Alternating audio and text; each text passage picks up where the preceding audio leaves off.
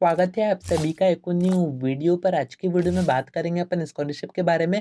अभी वो स्कॉलरशिप नहीं है जो कि आपके अच्छे परसेंटेज आते हैं तब आपको दी जाती है, या फिर आपका जो रिजल्ट आएगा उसके बाद आपको दी जाएगी। ये वो स्कॉलरशिप है जो कि हर एक बच्चे को दी जाती है। अगर आप एमपी बोर्ड से पढ़ाई कर रहे हैं, प्राइवेट स्कूल से हो या फिर गवर्नमेंट स्कूल से हो, ये जो स्कॉलरशिप है वो 6th से आनी स्टार्ट हो जाती है और 12th तक आती है। धीरे धीरे इसका अमाउंट बढ़ता जाता है। काफी बच्चे पूछ रहे थे कि इस बार की जो स्कॉलरशिप है वो कब तक आएगी, क्योंकि हर बार की स्कॉलरशिप अभी तक आ जाती थी पर इस बार की स्कॉलरशिप का कोई भी अता पता नहीं है, ना ही कोई अपडेट सामने आ रही है, ना ही स्कूल से हमें कुछ बताया जा रहा है। बाकी जिन बच्चों की अभी तक की स्कॉलरशिप आई होगी उनको पता होगा कि मैं किस बारे में बात कर रहा हूँ। आगे आपको पूरी चीजें बताता हूँ, वीडियो में एंड तक बने रहिए। नहीं तो सब्सक्राइब जरूर से कर दीजिएगा, नोटिफिकेशन आइकन ऑन करके रखिएगा। एमपी बोर्ड एग्जामिनेशन की ऐसी इन्फॉर्मेटिव वीडियोस मैं आपको आगे देता रहूंगा। अब देखिए, जो स्कॉलरशिप की मैं बात कर रहा हूँ वो एमपी गवर्नमेंट की तरफ से बच्चों को दी जाती है। यहाँ पर ये मैटर नहीं करता है कि आप प्राइवेट स्कूल से पढ़ाई कर रहे हो या फिर गवर्नमेंट स्कूल से पढ़ाई कर रहे हो। यहाँ पर अगर आप एमपी बोर्ड से पढ़ाई कर रहे हो तो एक फिक्स अमाउंट गवर्नमेंट की तरफ से आपको हर बार दिया जाता है। ये स्टार्ट हो जाता है 6th से। अगर आपके अभी तक आई होगी तो आपको पता होगा।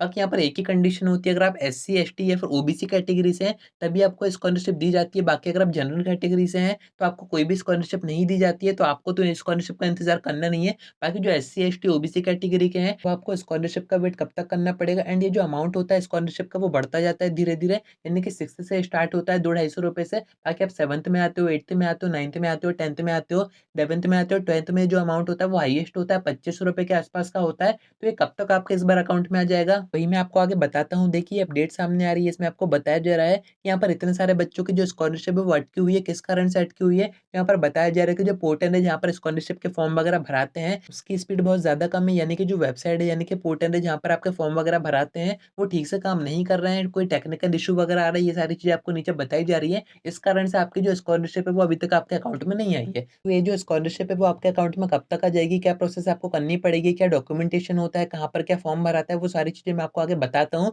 बट फर्स्ट आप ये समझिए कि इस बार आपका जो स्कॉलरशिप का पोर्टल है उसको चेंज कर दिया गया। यहाँ पर आपको उसका नाम भी बताया जा रहा है। ऐसा बताया जा रहा है कि अभी तक के जो बच्चे थे उनको हर बार नया अकाउंट बनाना पड़ता था, यानी कि नया फॉर्म भरना पड़ता था। पर अभी जो नया पोर्टल इंट्रोड्यूस किया गया है उसमें बच्चों को एक ही बार फॉर्म भरना पड़ेगा, यानी कि एक ही बार अकाउंट बनाना पड़ेगा एंड वही हर बार रिन्यू हो जाएगा। अब इसकी क्या प्रोसेस रहेगी, तो ये पूरा काम आपके स्कूल से किया जाता है। आपको यहाँ पर कुछ भी नहीं करना होता है। आपके स्कूल की तरफ से कुछ डॉक्यूमेंट्स आपसे मांगे जाते हैं, जैसे कि आपका बैंक अकाउंट हो गया, आपका आधार कार्ड हो गया, समग्र आईडी हो गई। इन सभी का सेट बना के आपको उनको दे देना है एंड ये प्रोसेस अभी तक हो चुकी होगी। एंड अगर आपके स्कूल में नहीं हुई तो आपको उनसे पूछना चाहिए, क्योंकि यहाँ पर एंड डेट आपको बताई जा रही है कि 15 मार्च तक कि आप ये पूरा काम कर पाओगे। उसके बाद अगर आपका ये काम होता है तो फिर ना ही आपकी स्कॉलरशिप आएगी, ना ही आपका फॉर्म एक्सेप्ट किया जाएगा। एंड अभी तक स्कॉलरशिप ना आने का यही कारण है कि ये जो नया पोर्टल बनाया गया इस पर बच्चों को ट्रांसफर करना है, यानी कि उनका जो डेटा है वो इस पर सबमिट करना है। एंड इस पर आपको पता ही है, अभी जो फर्स्ट टाइम ये पोर्टल आया है तो इस पर सभी बच्चों को नया अकाउंट बनना है, उसके बाद ये रिन्यू होता जाएगा। एंड ये पूरा काम कौन करेगा, तो ये पूरी प्रोसेस आपके स्कूल की तरफ से की जाती है। वो आपसे डॉक्यूमेंट मांगेंगे, आपको उनको बस डॉक्यूमेंट सबमिट करने हैं।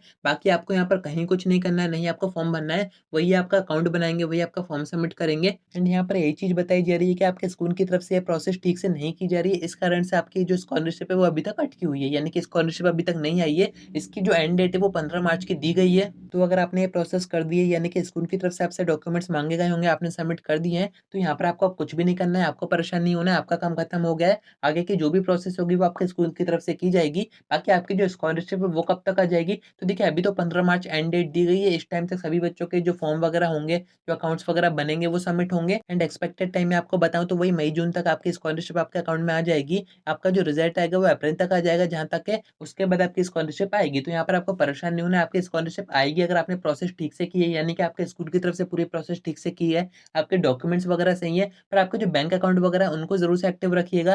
बाकी जो केवाईसी वगैरह होती है इन सभी चीजों का ध्यान रखिएगा, वरना आपकी जो स्कॉलरशिप है वो अटक सकती है। बाकी अगर आपको और इन्फॉर्मेशन चाहिए इस चीज के बारे में तो आपके स्कूल में जो भी टीचर ये सारे काम देखता हो, जो भी स्कॉलरशिप का काम करता हो, आप उससे पूछ सकते हैं, या फिर आप मुझसे इंस्टा पर डीएम करके बात भी कर सकते हैं। सारी चीजें मैं आपको बता दूंगा, तो कनेक्टेड रहिएगा। कोई और अपडेट आती है वो मैं आपको वीडियो के थ्रू इन्फॉर्मेशन दे दूंगा, जिससे कि आपका किसी भी तरह का कोई भी नुकसान ना हो।